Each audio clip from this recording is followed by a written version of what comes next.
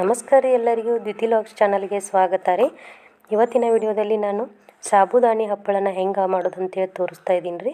ಒಂದು ಸಾಬುದಾನಿ ಹಪ್ಪಳ 2 ಪಟ್ಟು ಅರಳುತ್ತೆ ರೀ. ಹೆಂಗೆ ಮಾಡೋದು ಅಂತೇಳಿ ನೋಡೋಣ ರೀ. ಇದಕ್ಕೆ ಹಿಟ್ಟು ರುಬ್ಬೋದು ಇಲ್ಲ, ಬೀಸೋದು ಇಲ್ಲ, ಇನ್ಸ್ಟೆಂಟಾಗಿ ಮಾಡ್ಕೋಬೋದು. ಹೇಗೆ ಮಾಡೋದಂತ ನೋಡೋಣ. ತುಂಬ ಕ್ರಿಸ್ಪಿಯಾಗಿ ಬರ್ತಾವೆ ರೀ. ಒಮ್ಮೆ ಮಾಡಿಟ್ಕೊಂಡು ಅಂದರೆ ವರ್ಷ ಪೂರ್ತಿ ನಮಗೆ ಯಾವುದೇ ಥರನಾದಂಥ ಚಿಂತೆ ಇರೋಂಗಿಲ್ಲ. ನೋಡಿರಿ ಎಷ್ಟು ವೈಟ್ ಕಲರ್ ಬಂದಿದ್ದಾವೆ ಅಂತ. ಅಷ್ಟೇ ಕ್ರಿಸ್ಪಿನ ಆಗಿರ್ತಾವೆ ರೀ. ಒಂದು ಸಾರಿ ಟ್ರೈ ಮಾಡಿರಿ. ವಿಡಿಯೋನ ಪೂರ್ತಿಯಾಗಿ ನೋಡಿರಿ. ಇವಾಗ ಹೆಂಗೆ ಮಾಡೋದಂತ ನೋಡೋಣ ರೀ. ನಾನಿಲ್ಲಿ ಒಂದು ಬಟ್ಲಟ್ಟ ಸಾಬುದಾನಿನ ರಾತ್ರಿನ ನೆನೆಸ್ಕೊಳತ್ತೀನಿ ರೀ. ಸ್ವಲ್ಪ ಸ್ವಚ್ಛಮ್ಗೆ ತೊಳ್ಕೊಬೇಕು ರೀ. ತೊಳ್ಕೊಂಡು ಪೂರ್ತಿಯಾಗಿ ನೀರು ಬಸ್ಕೊಂಡು ನಾನಿಲ್ಲಿ ಅದೇನು ನಾವು ಬಟ್ಲೆ ಅಳತೆ ಮಾಡ್ಕೊಂಡಿರ್ತೀವಲ್ಲ ರೀ, ಅದೇ ಬಟ್ಲೆನ ಅಳತೆ ಮಾಡ್ಕೊಂಡು ನೀರು ಹಾಕೋತೀನಿ ರೀ. ನಾನಿಲ್ಲಿ 4 ಬಟ್ಲಷ್ಟು ನೀರು ಹಾಕೋತೀನಿ ರೀ. ಯಾಕಂದ್ರೆ ಅವು ಪೂರ್ತಿಯಾಗಿ ನೆನಿಬೇಕು, ಅದಕ್ಕೋಸ್ಕರ 4 ಬಟ್ಲಷ್ಟು ನೀರನ್ನು ಹಾಕೋತೀನಿ. ನೀರು ಹಾಕಿ ಪ್ಲೇಟ್ ಮುಚ್ಚಿ ಇಟ್ಕೋಬೇಕು ರೀ. ಬೆಳಿಗ್ಗೆ ಒಂದು ಕುಕ್ಕರಲ್ಲಿ ತೊಗೋಬೇಕು. ನೋಡಿರಿ ಕರೆಕ್ಟಾಗಿ ನೆನೆದಿದ್ದಾವೆ ರೀ. ಇವಾಗ ನಾನು ಕುಕ್ಕರಲ್ಲಿ ಹಾಕೋತೀನಿ ರೀ. ಭಾಳ ಬೇಗನೆ ಆಗುತ್ತೆ ರೀ. ಒಂದು 5-6 ಸೀಟಿ ಕುಗಿಸ್ಕೊಂಡು ಅಂದ್ರೆ ಆಯ್ತು ರೀ. ನಾವು ಸಾಬುದಾನಿ ಹಪ್ಪಳನ ಮಾಡೋಕ್ಕೆ ರೆಡಿನೇ ಆಗಿಬಿಡುತ್ತೆ ರೀ. ಇವಾಗ ನಾನೇನು ಬಟ್ಲು ತೊಗೊಂಡಿದ್ನಲ್ಲ ರೀ, ಅದೇ ಬಟ್ಲೇನ ನಾನಿಲ್ಲಿ ಮತ್ತೆ ನೀರನ್ನು ಹಾಕೋತೀನಿ ರೀ. ಮೊದಲಿಗೆ ರಾತ್ರಿನ 4 ಹಾಕ್ಕೊಂಡಿದ್ದೆ. ಇವಾಗ ಮತ್ತೆ 2 ಬಟ್ಲಷ್ಟು ನೀರನ್ನು ಹಾಕೋತೀನಿ ರೀ.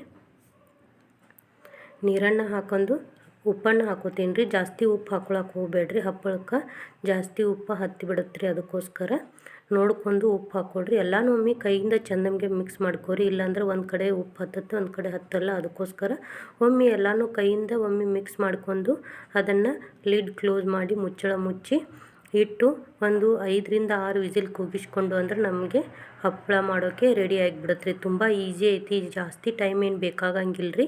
ಹಾಗೆ ವರ್ಕಿಂಗ್ ವುಮೆನ್ಸ್ ಇರ್ತಾರಲ್ಲ ರೀ, ಅಂಥವರು ಸಂಡೇ ಟೈಮಲ್ಲಿ ಈ ಥರ ಮಾಡ್ಕೊಂಡ್ರೆ ಈಸಿ ಆಗುತ್ತೆ. ವರ್ಷ ಪೂರ್ತಿ ತಿನ್ನೋಕ್ಕೆ ನಡೆಯುತ್ತೆ. ಮತ್ತು ಅಂಗಡಿಯಿಂದ ತರೋಕ್ಕಿಂತ ಕಡಿಮೆ ಟೈಮ್ನಲ್ಲಿ ಕಡಿಮೆ ಖರ್ಚಿನಲ್ಲಿ ನಾವೇ ಮನೆಯಲ್ಲಿ ಮಾಡ್ಕೋಬೋದು. ಇವಾಗ 5 ವಿಸಿಲ್ ಆಯಿತು. ಮುಚ್ಚಳನ ಓಪನ್ ಮಾಡಿದೆ. ನೋಡಿರಿ, ಇವಾಗ ನಿಮಗೆ ಇದು ಸ್ವಲ್ಪ ತೆಳುವಾಗಿ ಅನಿಸ್ತಾ ಇತ್ತಂದರೆ ನೀವು ಮತ್ತೆ ಕುಕ್ಕರನ್ನು ಮುಚ್ಚಳ ಮುಚ್ಚಿ ಮತ್ತೊಂದು 2-3 ಸೀಟಿನ ಕೂಗಿಸ್ಕೋಬೋದು.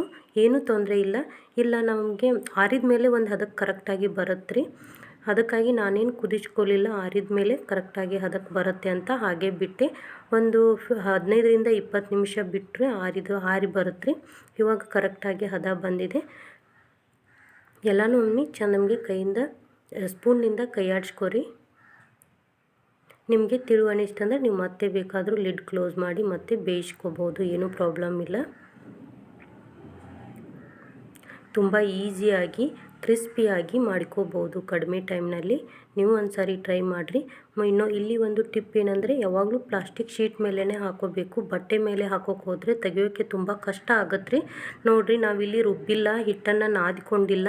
ಅವು ಸಾಬುದಾನಿ ಒಂದೊಂದಿದೆ ಹಪ್ಪಳ, ಅವು ನಮಗೆ ಮುತ್ತಿನ ಥರ ಅನಿಸುತ್ತೆ. ಕರದ ಮೇಲೆ ತುಂಬ ಕ್ರಿಸ್ಪಿಯಾಗಿ ಬರುತ್ತೆ ಬಾಯಲ್ಲಿ. ನಾವೆಲ್ಲನೂ ರುಬ್ಬಿ ಹಾಕೊಂಡ್ರೆ ಏನೂ ಟೇಸ್ಟ್ ಅನಿಸೋದಿಲ್ಲ. ಅದಕ್ಕೋಸ್ಕರ ಈ ಥರ ಸಾಬುದಾನಿನ ಹಾಗೆ ನೆನೆಸ್ಕೊಂಡು ಹಾಕೊಂಡ್ರೆ ತುಂಬ ಟೇಸ್ಟಿಯಾಗಿ ಬರುತ್ತವೆ.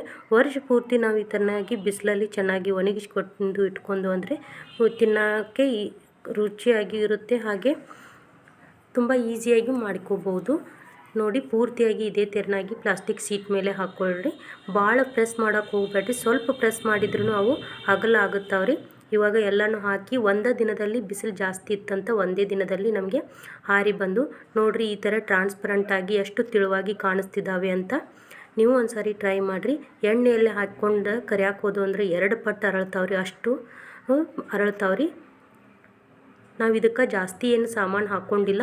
ಕೆಲವೊಬ್ಬರು ಸಾಬುದಾನಿ ಹಪ್ಪಳ ಮಾಡಬೇಕಾದ್ರೆ ಹಪ್ಪಳ ಖಾರ ಯೂಸ್ ಮಾಡ್ತಾರೆ, ಮತ್ತು ಜೀರಿಗೆ ಯೂಸ್ ಮಾಡ್ತಾರೆ. ಅದೆಲ್ಲ ಏನೂ ಅವಶ್ಯಕತೆ ಇಲ್ಲ. ಪೂರ್ತಿ ವೈಟಾಗಿ ಕಾಣಿಸುತ್ತವೆ. ಪೂರ್ತಿಯಾಗಿ ಮುತ್ತಿನಷ್ಟೇ ಬಿಳಿಯಾಗಿ ಕಾಣಿಸುತ್ತೆ. ನೋಡಿ, ಇಲ್ಲಿ ನಾನು ಕರೆದು ತೋರಿಸ್ತಾ ಇದ್ದೀನಿ ಎಷ್ಟು ದೊಡ್ಡದಾಗ್ತಾ ಇದ್ದಾವೆ ಅಂತ.